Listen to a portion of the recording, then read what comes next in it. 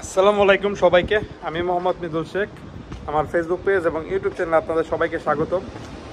সব সময় তো কাজ শেষ করে বাসায় যাওয়ার সময় ভিডিও বানাই, তাছাড়া সময় পাই না। সবার তো ইতালিতে এখন ফেরিয়ার মাস চলতেছে, মানে বন্ধের মাস চলতেছে, কিন্তু দুর্ভাগ্যক্রমে আমাদের কাজ করতে হইতেছে। হয়তো বা আমাদের কালকে কাজ করে পরশু দিন থেকে হয়তো বা 4 দিন বন্ধ পাবো, আর মোটামুটি সবার 2 সপ্তাহ বা 1 সপ্তাহ করে বন্ধ শুরু হয়ে গেছে।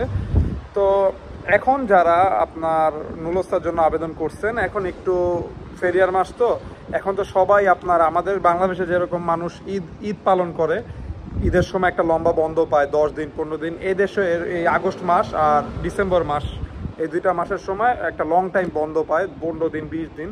তো দেখা গেল যারা সরকারি কাজ করে তারাও তো ছুটি কাটায়, তো এই সময় একটু কাগজটা কম বের হয় বা সবাই বন্ধে চলে যায় বিভিন্ন জায়গায় ঘুরতে, যার জন্য কাগজ এই মাসটায় দেওয়া মানে দেয় না ওনারা। আর বাংলাদেশে তো আগের কাল থেকে এই সিন্ডিকেট চলতেছে, মানে এমন একটা অবস্থা, অনেকে প্রতারিত হইতেছে, অনেকে টাকা দিয়ে কাগজপত্র বাইর করতেছে। এটা আমি এমনও অনেক হয়েছে যে কাগজ আটকে আছে, একটা মানে একজনের সাথে মানে একটা এজেন্সির সাথে বা একটা মাধ্যমে কথা বলছে, বলছে 4-5 দিনে ভিসা বাইর করে দিবে, টাকা ঢালছে, সে ভিসা সত্যি সত্যি বাইর করে দিচ্ছে। এটা কোনো গল্প না, সত্য কথা। তো বাংলাদেশ দুর্নীতির দেশ, এটা সবাই জানেন।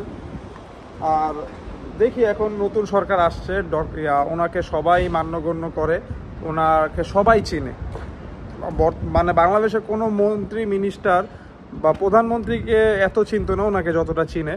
উনি হয়তো বা যদি একটা কথা বলে বা একটা কথা, দেখা গেল সামনে যদি আমাদের ইতালির যে প্রাইম মিনিস্টার, ওনার সাথে যদি জর্জা মেলোনি, ওনার সাথে যদি একটা বৈঠকে বসে ডক্টর মোহাম্মদ ইউনূস, দেখা গেল উনি যদি একটা দরখাস্ত করে যে আমার দেশে অনেক কর্মদক্ষতা বাড়াইতে চায়, আপনার দেশে আমাদের দেশ থেকে কিছু লোক নেন, হয়তো বা তার কথা ফালাবে না, তিনি একজন সম্মানীয় ব্যক্তি।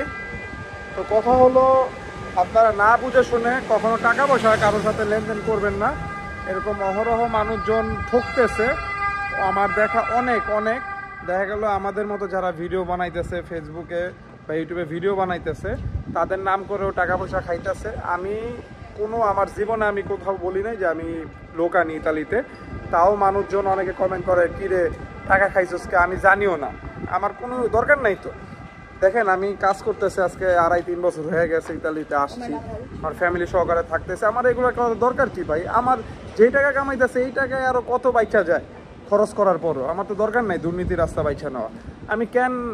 আমি আগেও বলি, প্রত্যেকটা ভিডিওতে বলি, আমি লোক আনা নেওয়ার কাজ করি না। তবু আপনারা কেন লেনদেন করেন আমি জানি না। কেউ টাকা চাইলে আমার নাম নিয়ে ডাইরেক্ট গালি মাইরা ব্লক মাইরা দেবেন, যা ইচ্ছা করে নেন, কোনো সমস্যা নেই।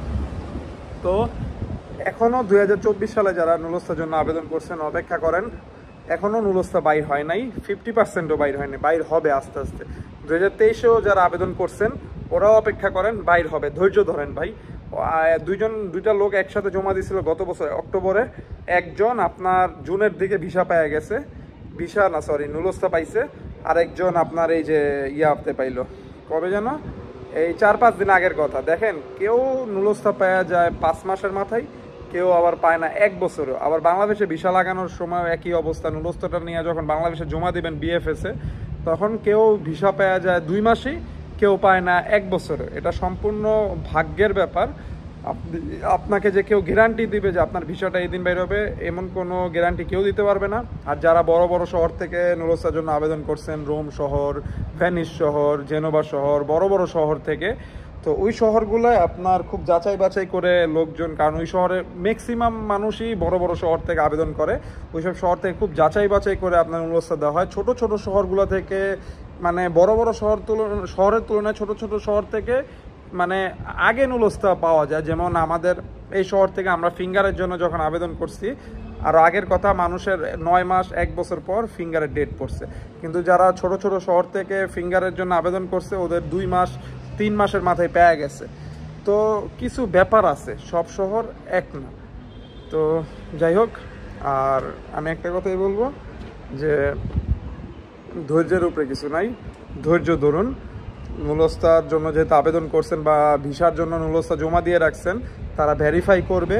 নতুন একটা সরকার বসছে, একটু সময় লাগবে সব কিছুই কন্ট্রোলে আসতে, একটু ধৈর্য ধরুন, ধৈর্যের ফল অবশ্যই মিষ্টি হবে। একটু ধৈর্য ধরুন, হাতের কাজটা শিখে ফেলুন। ইতালিয়ান বিভিন্ন যারা ইতালিতে আসবেনই ইউটিউব দেখে ভাষাটা প্র্যাকটিস করতে থাকুন, আপনার জন্যই ভালো হবে। চুল কাটা শিখতে পারেন, ঝালাইয়ের কাজ শিখতে পারেন, টিজার কোর্স করতে পারেন, এটা আপনার ইচ্ছা, কিন্তু হাতের কাজটা শিখে আসুন, আপনার জন্য খুব ভালো হবে। আর আমার চ্যানেলটা নতুন হলে একটা লাইক, শেয়ার এবং সাবস্ক্রাইব করবেন। ধৈর্য ধরুন, এখনও কিন্তু পুরোপুরি কোটা শেষ হয় নাই। যারা বলে যে পুরোপুরি কোটা শেষ হয়ে গেছে, গত বছর যারা আবেদন করছে 2023 সালে আর ভিসা দিবে না এই বছর, তাদেরকে এটা ভুয়া কথা। নুলস্তা বের হইতেছে আস্তে আস্তে, একটু অপেক্ষা করুন, একটু ধৈর্য ধরুন। কেউ গ্যারান্টি দেওয়া বলতে পারবে না আমার এই দিন বাইরে হবে, এটা কপাল। থানা থেকে কোন থানা থেকে আবেদন করছে এটিও ফ্যাক্ট আছে, পুলিশের মন মানসিকতার উপরেও অনেক কিছু নির্ভর করে, বুঝে নিত। তো আর কথা বাড়াবো না, ভালো থাকবেন, আমার জন্য দোয়া করবেন। টাটা। আমি খুবই ক্লান্ত, এছাড়াও আজকে হাতও পুইরা গেছে দিকদা। তো ভালো থাকবেন, আল্লাহ হাফেজ।